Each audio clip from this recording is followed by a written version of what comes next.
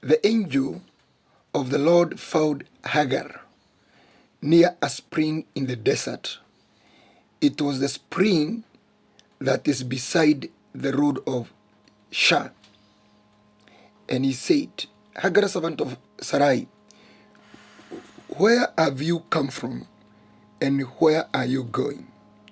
I'm running away from my mistress Sarai, she answered.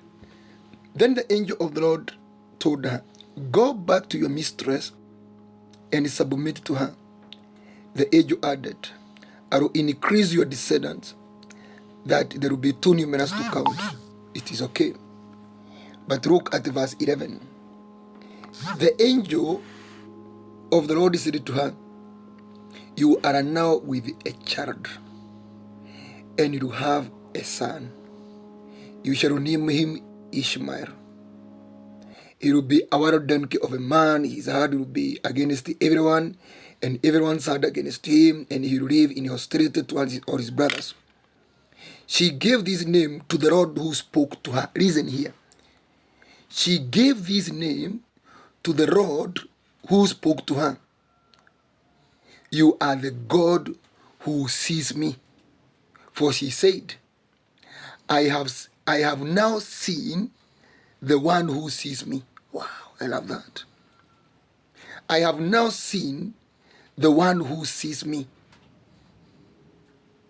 That is why the word was called Bia Rahai Roy.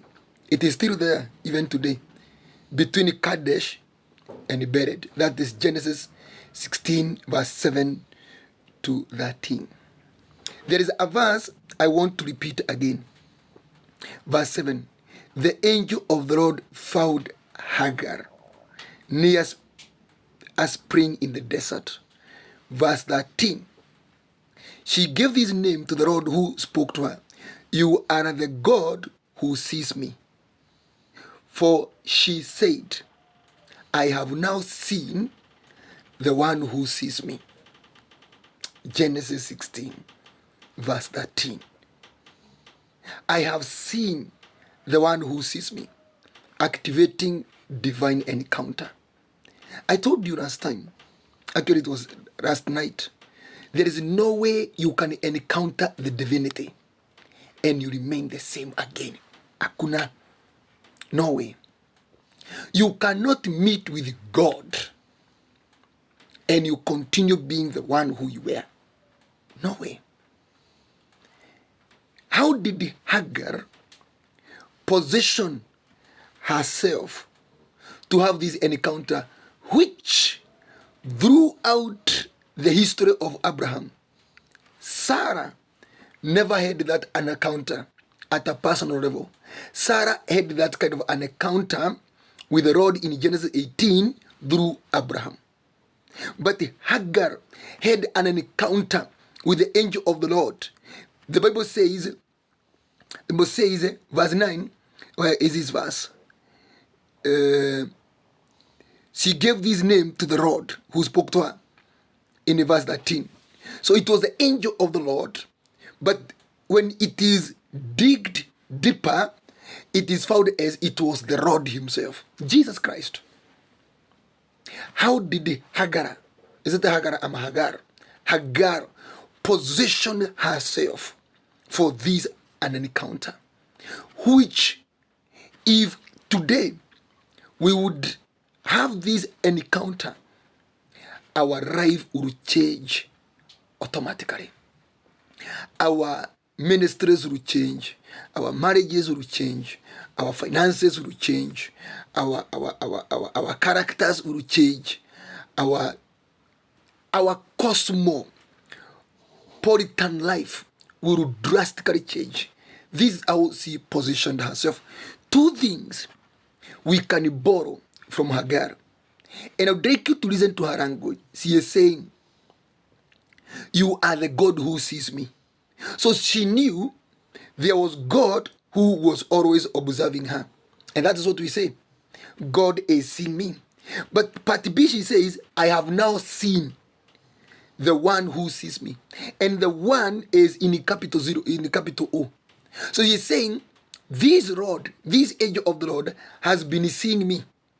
But this time I have seen him who sees me. You position yourself in a manner that you can see the invisibles.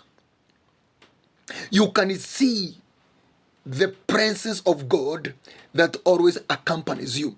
How did she position herself? We can get like 2 points at most. That Hagar or dream. Hagar positioned herself in a so that she was able to see him who sees her. Number 1 is separation from Sarah. Separate from Sarah. If you read the previous verse 6, the Bible says, part B, then Sarai entreated her, so she fled from her. And if you even look at Genesis 21, she also had an encounter with God. It is until she is outside the covering of Sarah or Sarai. Key number 1 to observe is separate yourself or leave an atmosphere that is toxic.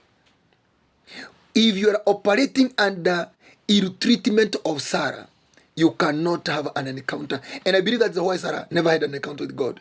Because maybe she was a woman of oppression and ill treatment. So number 1 is free from ill treatment. Be outside an atmosphere that is illicit, that is toxic. That is key number 1. So you must be in a place of peace. Number 2, for this kind of an encounter, you must be pregnant. God does not just appear to anybody. He appeared to Hagar because she was pregnant. Pregnant with the purpose. God does not appear to you. He appears to the purpose inside you. Here, the angel of the Lord is 12 verse 11. You are now with a child, and you have a son. You shall name him Ishmael, for the Lord has heard of your misery. For God to appear to you, you must be carrying something inside you of God. You must be carrying purpose, and you must be aware of it. You must be cognizant of it. Wrath, but it does not, though it does not have weight, is submission. The angel of the Lord told her, go back to your mistress and submit to her. Look at Genesis 21, very briefly. Genesis 21. Another thing Hagar observed, that she had divine encounters. Genesis 21 and verse 17. God heard the boy crying. And the angel of God called to Hagar from heaven and he said to her, what is the matter, Hagar? Do not be afraid. God has heard the boy crying as he lies there. Lift the boy up and take him by the hand, for I will make him into a great nation. The next thing that you need to understand is the crying of the boy. Remember, the first round, the angel of the Lord appeared to Hagar because of pregnancy. Now, this pregnancy has been born, but now it is crying. You must make purposeful prayers. The Lord had the boy crying. He appeared to Hagar. The Lord did not appear to Ishmael. He appeared to Hagar in response to the cry of the boy. So you must be able to make purpose-driven cries, purpose-driven prayers. Where you are under one of the bush. Verse 15. When the water in the skin was gone, she put the boy under one of the bushes. And that is from where the boy was crying. You must make what we call intense prayers or intense intercessory. Intense intercessory. The prayer of we call it travailing in prayer, because Ishmael was crying towards death. So travailing prayers like the one Jesus Christ was making the Garden of Gethsemane, what we call earnest prayers. And then you must be operating under the bush. You must be operating under the bush. What does that bush mean? That bush is a picture of faith. It's a picture of faith. You must be operating from a point of faith. This way, Hagar had a double encounter with divinity. She never remained the same again.